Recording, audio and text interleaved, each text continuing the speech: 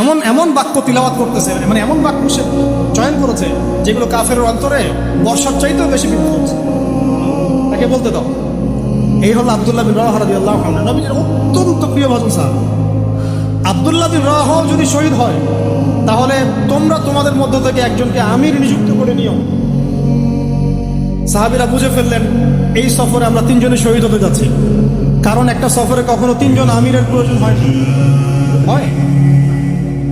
এবার তারা গেলেন, তারা কখনো আশাও করেন নাই ওখানে যা দেখবেন। ওখানে গিয়ে দেখলেন যে 1,00,000 রোমান সৈন্য সামনে এসে দাঁড়িয়ে, কত লক্ষ, এবং একেবারে ফুল প্রশিক্ষিত, একদম ফুল আর্ম ফোর্স। আর এর সাথে তাদের সাহায্যকারী দলেও আছে আরো 1,00,000 সৈন্য। কয় লক্ষ? এদিকে কতজন?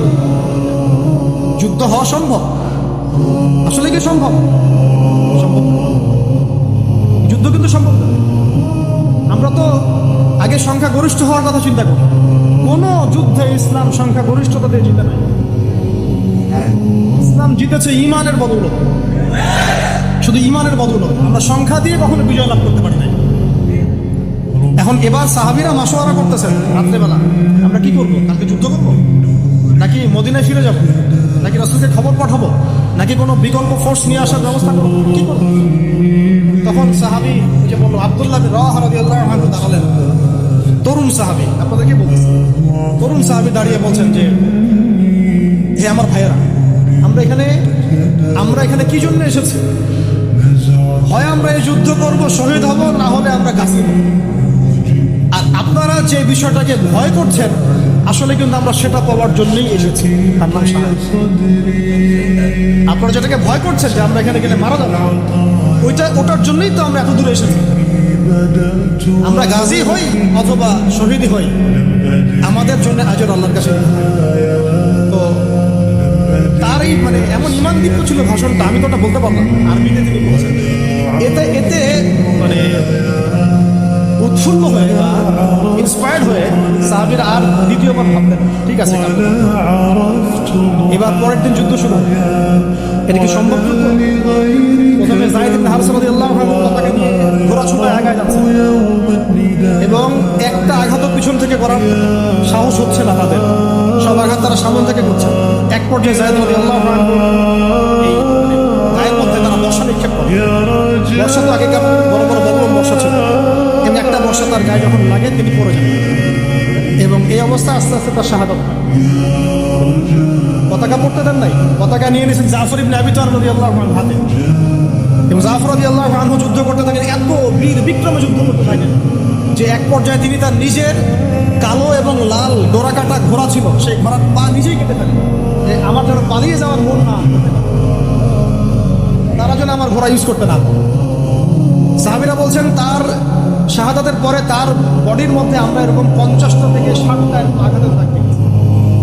একটাও দেহের পিছনে ছিল না, সব সামনে ছিল। যুদ্ধ করতে করতে এক পর্যায়ে তার ডান হাতটা কেটে পড়ে যায়। এরপরে তিনি বাম হাতে পতাকা উঠায় না, কাফেররা বাম হাতটাও কেটে ফেলে।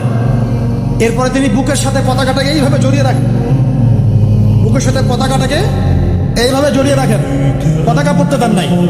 একজন রোমান সৈন্য তাকে আঘাত করে এবং তার দেহটা বিখণ্ডিত করে। এই খবর নবী সাল্লাল্লাহু আলাইহি ওয়াসাল্লাম ওই মদিনায় বসে বসে পাচ্ছিলেন।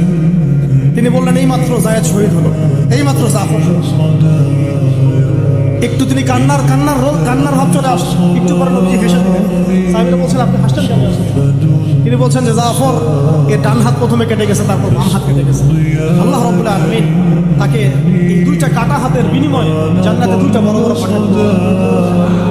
এটা দিয়ে তিনি জান্নাতে ঘুরে বেড়াচ্ছেন, ফল খাচ্ছেন।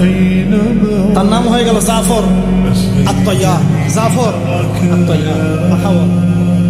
এরপরে পতাকা হাতে নিলেন সেই আব্দুল্লাহ বিন রাওয়াহা রাদিয়াল্লাহু আনহু, তিনিও তো বীর বিক্রমে যুদ্ধ করতে লাগলেন। এক পর্যায়ে তিনি একটু কান্না করেছিলেন। সাহাবীরা বলছেন, আপনি ভয় কান্না করছেন?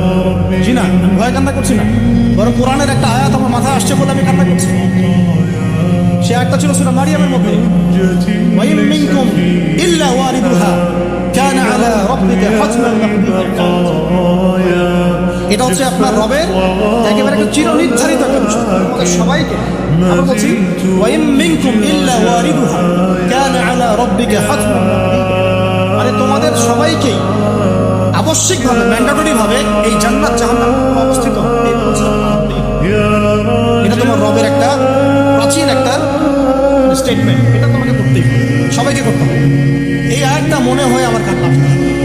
একজন তাকে একটা হাড্ডিওয়ালা গোস্ত এনে দিয়েছিল, তিনি সেই গোস্তটা খাওয়ার জন্য চেষ্টা করছিলেন, পরে একটা কামড় দিয়ে ফেলে দিয়েছেন, একটা কামড় দিয়ে ফেলে দিয়েছেন।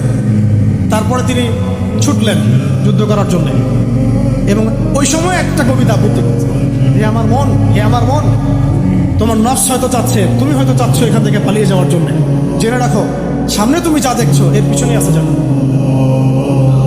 শেষমেশ কি জীবন দেখেন, কি ব্যক্তিত্ব, কি ক্যারেক্টার, কেমন গায়রত, কেমন ইজ্জত, কেমন সম্মান, কি জীবন। এরপরে তিনিও শহীদ হলেন, পতাকা হাতে তুলে নিলেন আল্লাহর বীর খালেদ বিন ওয়ালিদ, তাকে পতাকা দেওয়া। তিনি কিন্তু নতুন মুসলিম হয়েছেন। উহুদের যুদ্ধের যে ক্রাইসিস, এটা কিন্তু তার হাতে। কাজা আমরা আদায় করতে গিয়ে নবীজি চিঠি লিখে দিয়েছেন, ছোট্ট করে একটা, একজনে তারা লিখিয়েছেন যে খালিদকে চিঠিটা পৌঁছে দিও। ওখানে লেখা আছে, খালিদ তুমি যদি কাফেরদের পক্ষ অবলম্বন না করে মুসলিমদের পক্ষ নিতা কতই না। ঠিক আছে, এই একটা লেখা, একটা চিঠি খালিদ রাদিয়াল্লাহু আনহু একবারে কলিজাটা কাঁপায় ফেলছে। তিনি মক্কা থেকে মদিনায় গিয়ে নিজে ইসলাম কবুল করে আসছেন, এবং নবী সাল্লাল্লাহু আলাইহি ওয়াসাল্লাম তাকে কিন্তু আন্ডারস্টিমেট করেন নাই। তার হাতে উল্টা তরোয়াল উঠাই দিয়ে বলছেন যে আজকে থেকে এই তরোয়াল তোমার, এবং তোমার নাম হচ্ছে সাইফুল্লাহ, তুমি আল্লাহ তোমার। এরপর থেকে তিনি প্রায় 80-90টা যুদ্ধ করেছেন, সবগুলোতে জয়লাভ করেছেন। ওই খালিদ রাদিয়াল্লাহু আনহু পতাকা তুলে নেন মুতার যুদ্ধে। তারপরে সিরাতের মধ্যে আসছে, তিনি বলছেন নিজের ভাষায়, ওই দিন আমার হাতে 9টা তরোয়াল ভেঙে গেছে। যুদ্ধ করতে করতে করতে করতে ওই দিন আমার হাতে 9টা তরোয়াল ভেঙে গেছে। তিনি ছিলেন যুদ্ধ কৌশলে অত্যন্ত পারদর্শী, ঘুটে হাটে করে কাজ করতেন, অনেক পারদর্শী। তিনি ডানের সৈন্যকে বামে নিয়ে আসছেন, বামেরটাকে ডানে নিয়ে গেছেন, সামনেটাকে পিছনে নিয়ে আসছেন, পিছনেটাকে সামনে নিয়েছেন। বর্ষা যারা ছিল তাদেরকে পিছনে নিয়ে আসছেন, তীরন্দাজদেরকে সামনে দিয়েছেন, মানে ওদেরকে ভেবা চাকা খাওয়া গেছে যে ওরা মনে করতেছে এরা মনে হয় অনেক, হ্যাঁ এরা মনে হয় আরো বিকল্প ফোর্স নিয়ে আসছে মনে হয়। ওরা আস্তে আস্তে পিছনের দিকে যাওয়া শুরু করে, আর এদিকে মুসলিমরা একটু একটু করে সেফ জোনে আসে। ওরা ভাবতেছে পিছনের সামনে যদি আগাই হয়তো পিছন থেকে ওরা আরো সৈন্য নিয়ে আসছে, আমাদেরকে আগে এই আল্লাহ পাক ভয় চাপাই দিলেন, এরা পালাই চলে। 3000 সৈন্য নিয়ে 2 লক্ষ সৈন্যকে পরাজিত করে খালিদ রাদিয়াল্লাহু আনহু বললেন, আমার হাতে সেই দিন 9টা তরোয়াল ভেঙেছে, আর শেষমেশ ছোট্ট একটা ইয়েমেনি চাকু দিয়ে আমি যুদ্ধ করেছি। আর চিন্তা করেন কত কাফের মারা গেছে, আর মুসলিমদের মধ্যে মাত্র 12 জন সাহাবী শহীদ হয়েছে। মাত্র 12 জনকে তারা মারতে পারছে, বাকিদেরকে মারতে পারবে। এইগুলো হচ্ছে মহাকাব্য, জাজল্যমান মহাকাব্য, যেগুলো আমাদের এই প্রজন্মকে জানানো উচিত এবং আপনাদের মাথায় থাকা উচিত।